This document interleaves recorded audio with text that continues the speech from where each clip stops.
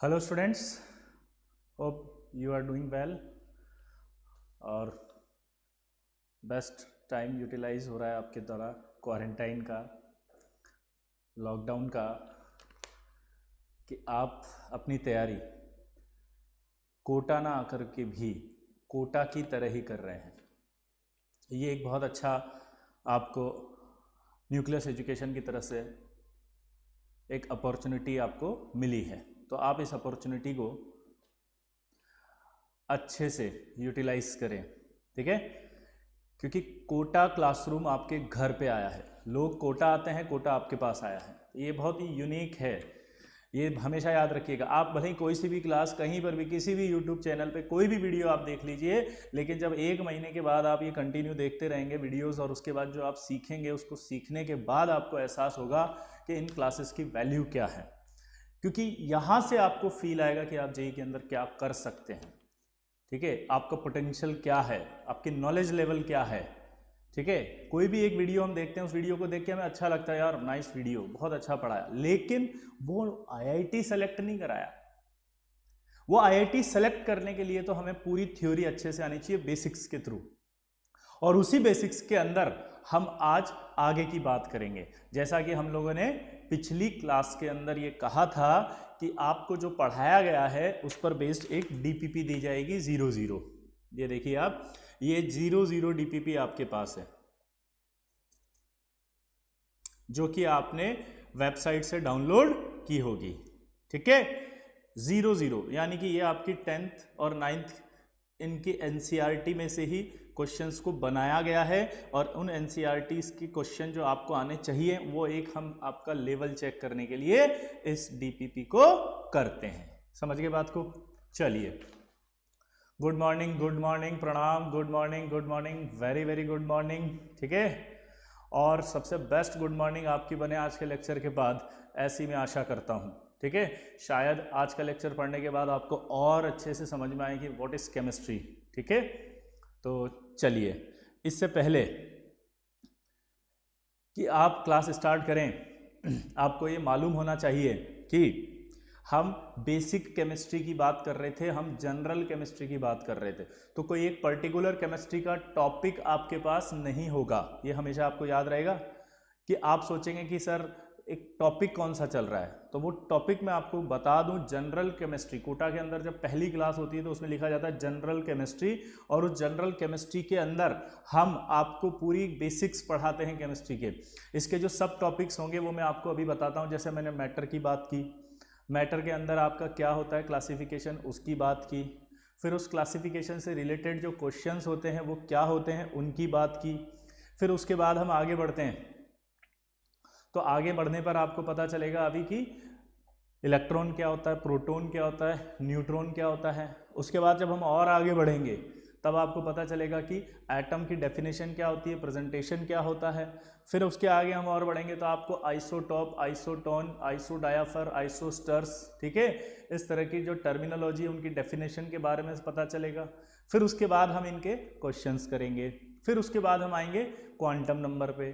Quantum number से हम किस प्रकार से आइडेंटिफाई करते हैं ये हम पता करेंगे। क्वांटम नंबर के बाद हम आएंगे सीधा Pauli exclusion principle, Hund's rule पर, ठीक है, और इलेक्ट्रॉनिक कॉन्फ़िगरेशन पे।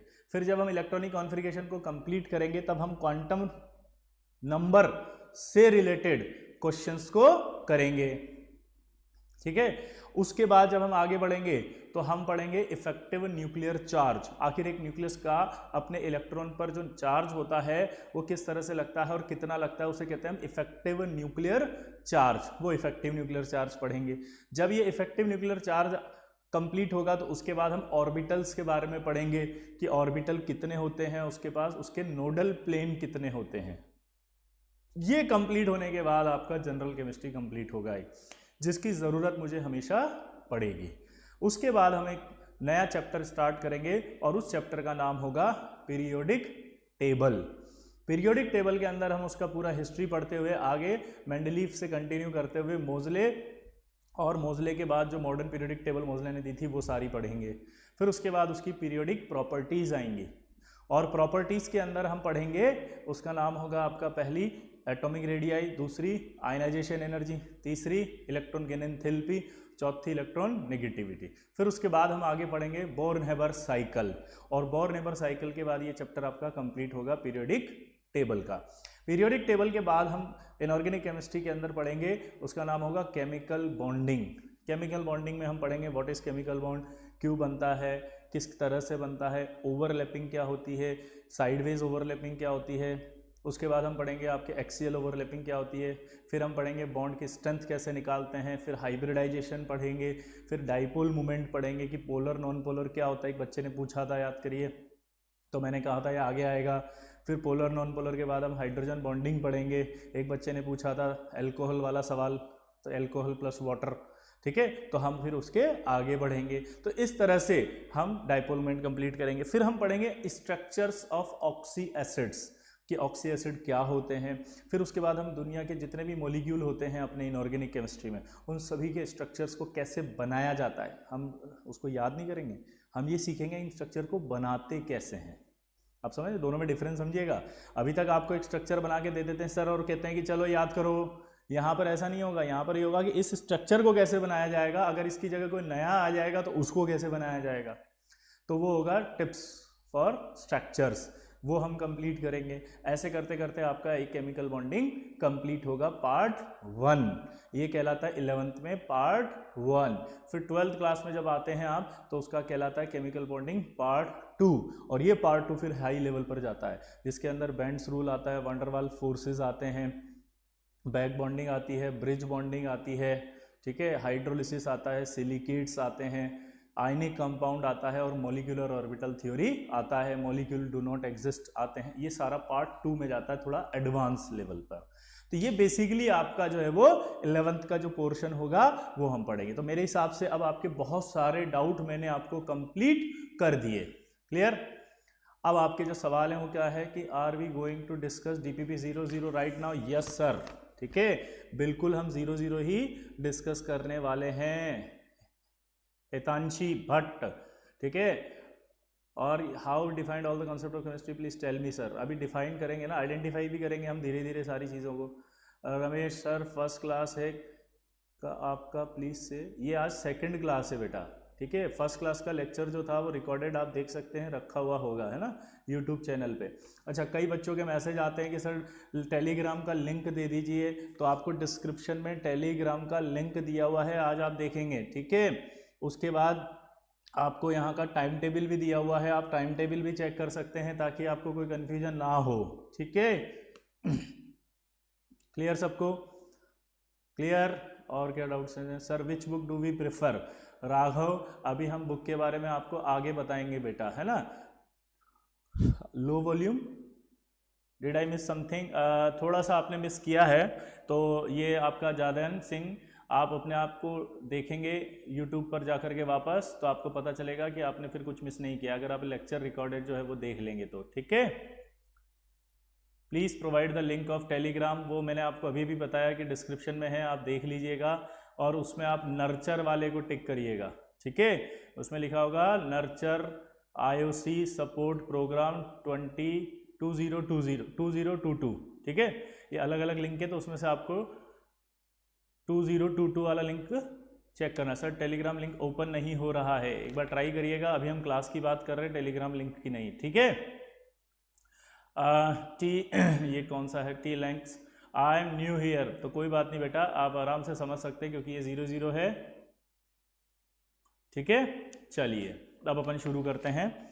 तो इसमें जो पहला सवाल 00 DPP के अंदर दिया गया था वो दिया गया था used as a promoter for manufacturing of NH3 by Haber's process. तो सबसे पहले हमें हेबर्स प्रोसेस पता होना चाहिए।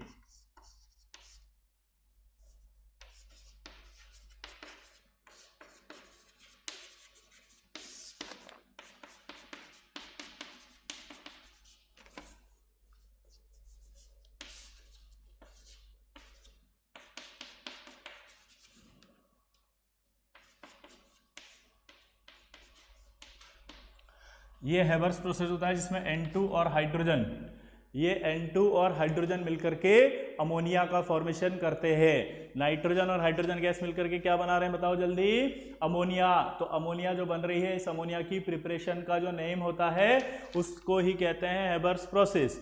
और इस हेबर्स प्रोसेस में जो Fe है वो Fe कैटलिस्ट की तरह बिहेव करता है, और ये मोलिब्डेनम है ये प्रोमोटर की तरह बिहेव करता है। ठीक है, तो ये आपका क्वेश्चन पूछा था यूज्ड एज अ प्रोमोटर। तो प्रोमोटर की अगर हम बात करें तो प्रोमोटर अब क्या होता है समझ में आया। तो आप देख सकते हैं कि मोलिब्डेनम जो है वो used as a promoter. Clear.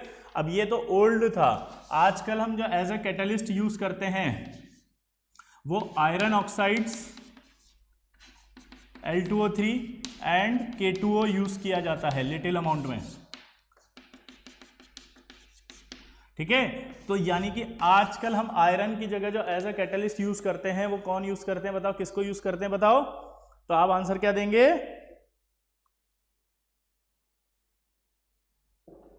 क्या देंगे आंसर बताओ। आजकल जो है वो आयरन ऑक्साइड्स Al2O3 और K2O को यूज किया जाता है एज अ कैटलिस्ट। ये लेटेस्ट है भाई, इंपॉर्टेंट है, आपको IIT के अंदर आएगा तो ये भी आ सकता है और ये भी आ सकता है। ठीक है, दोनों ही सही हैं, गलत नहीं है। तो मेरे हिसाब से पहले वाले का आंसर आपको पता चल गया होगा, used as a promoter for manufacturing of ammonia by Haber's process. ठीक है, ये किस किस का सही था। प्रोमोटर क्या होता है, वेरी गुड। एक होता है कैटलिस्ट जो रिएक्शन को आगे बढ़ाता है, ठीक है, लेकिन आफ्टर रिएक्शन वो खुद अनरिएक्टेड रहता है। कैटलिस्ट कभी भी रिएक्ट नहीं करता। प्रोमोटर जो होता है वो इस कैटलिस्ट की एक्टिविटी को बढ़ा देता है। प्रोमोटर क्या होता है जल्दी बताओ। प्रोमोटर कैटलिस्ट की एक्टिविटी को बढ़ा देता है। जल्दी बताओ प्रोमोटर क्या होता है, कैटलिस्ट की एक्टिविटी को बढ़ा देता है।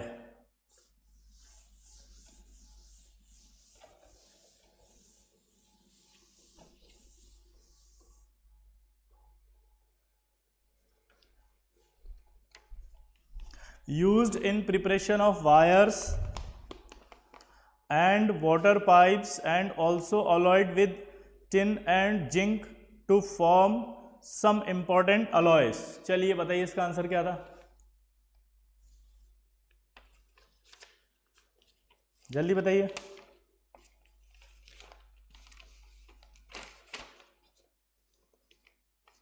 हाँ, very good, copper copper copper copper copper copper copper copper copper, अरे वाह वेरी गुड। तो इसका आंसर क्या था,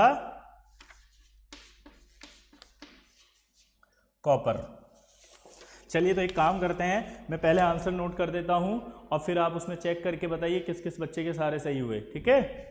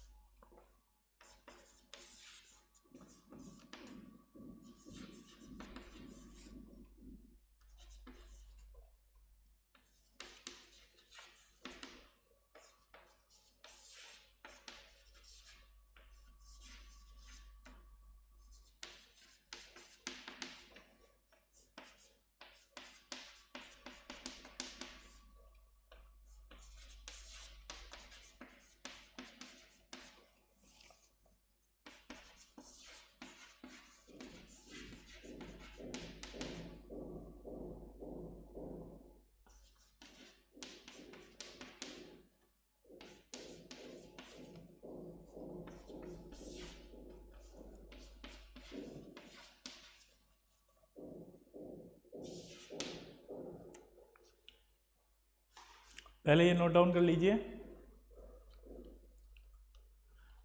ये बेटा अभी Santosh Kumar, what is vulcanisation, अभी हमने क्या डिस्कस किया बताइए। अभी हमने कहा कि हम पहले आंसर लिखेंगे।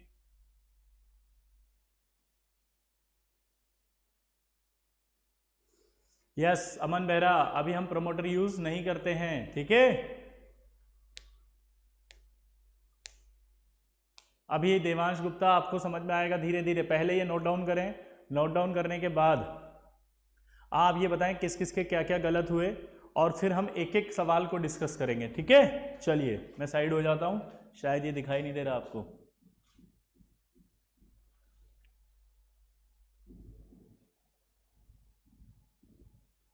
अमन Goyal, do you know Yatish Agarwal AIR 12 Surat से थे, ठीक है। उनकी बड़ी बहन जो थी वो यष्टि थी, ठीक है।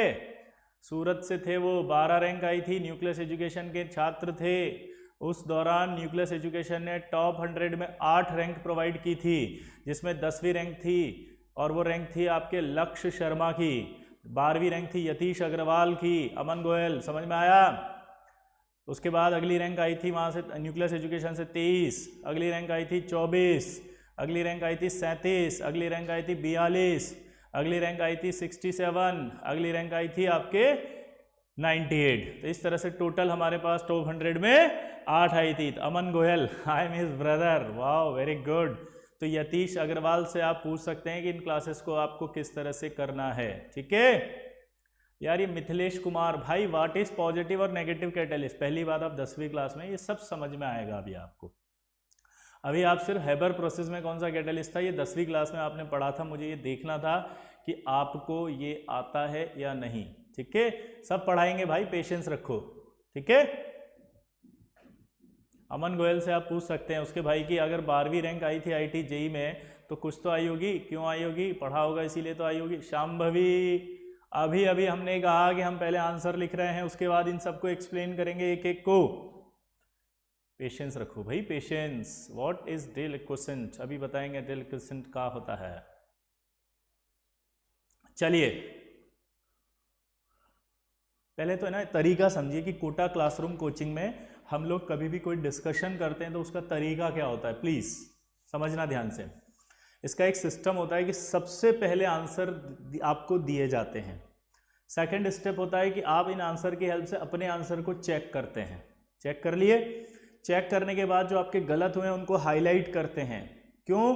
क्योंकि ये IIT में 2 साल बाद जब आप पढ़कर जाएंगे तो आपको वो वापस से सारा पढ़ने की जरूरत नहीं है। वो जो हाईलाइटेड है वो आपने पढ़ लिए, उनसे आपका क्विक रिवीजन हो जाता है।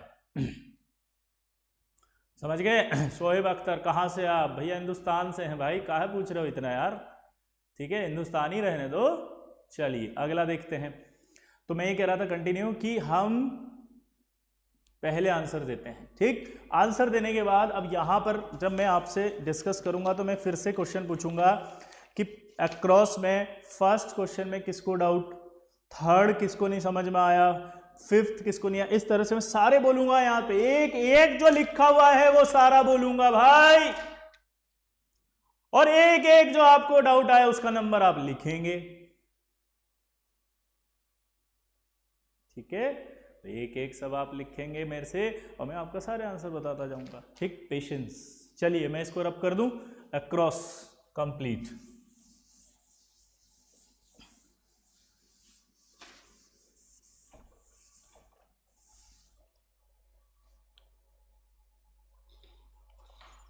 अब आएगा डाउन।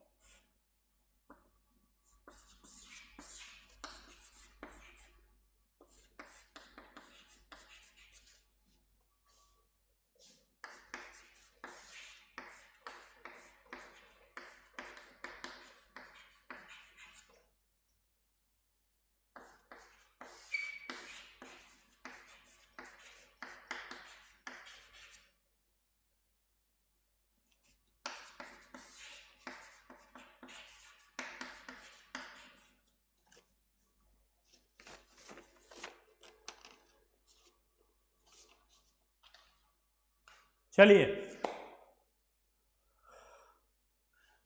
अमन गोयल कोऑर्डिनेशन कंपाउंड स्ट्रॉन्ग कैसे करें, इसके लिए 12th क्लास एंथूज की क्लासेस चलेगी। एंथूज की क्लासेस जब चलेंगी तो उस एंथूज की क्लास के अंदर हम पढ़ेंगे। तो आपको अगर 11th क्लास के स्टूडेंट हैं अगर आप, तो आप ये वाली क्लास करिए, और अगर आप 12th क्लास के हैं तो 12th क्लास के लिए यहाँ पर लिखा होगा एंथूज क्लास, तो आप उस एंथूज क्लास का करेंगे। ठीक है, ये जस्टिन बीबर ठंडा हो, अबे ठंडे ही है, वो तो बोलने का तरीका होता है बे, अपन तो ठंडे रहते कूल रहते हैं। ठीक है, रिलैक्स, चिल मार के बैठो, चिलम नहीं। क्लियर, चलो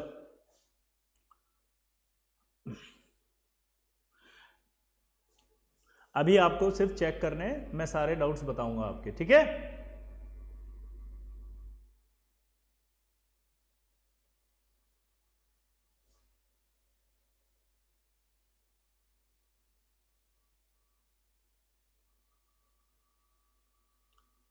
BI, फोर्थ की स्पेलिंग बोल रहा है BISMUTH, बिस्मिथ।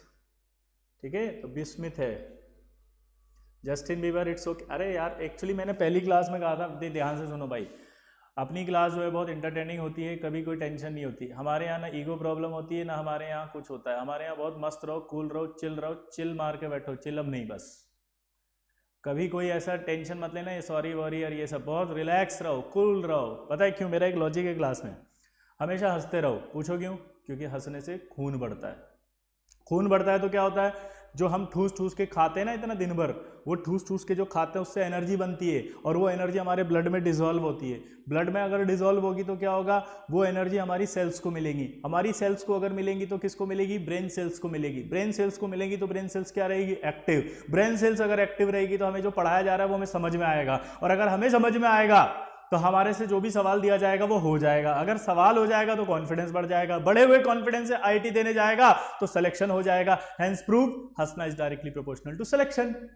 हंसते रहो, मस्त रहो, चिल मार के बैठो, कोई टेंशन नहीं लेनी है। ठीक है, आपको सब पढ़ाएंगे, बहुत अच्छे से पढ़ाएंगे, इतना अच्छे से पढ़ाएंगे कि दुनिया में आपको इससे ज़्यादा फिर कोई पढ़ा नहीं सकता, ये हमारी गारंटी है। लेकिन एक प्रॉब्लम है कि सारा पढ़ाने के लिए समय चाहिए होता है, वो समय आपको देना पड़ेगा। आप 10th क्लास के बच्चे बहुत एक्साइटेड रहते हैं कि बस एक ही दिन में पढ़ा दो, आज ही दे दो, आप तो अभी देखो, आप जेई तो हमारी कल ले लो, फोड़ देंगे। नहीं, 10th बोर्ड नहीं है ये, आईटी जेई है, बहुत पेशेंस चाहिए इसमें। ठीक है, चलिए शुरू करें। Rajshekhar, very good, cool, yes. Krishna Gopal Gupta, yes, cool cool, ठंडा ठंडा कूल। चलिए, तो अब समझ में आया, यही आईटी है, हंसते रहो बस, जेई में सेलेक्ट हो जाओगे।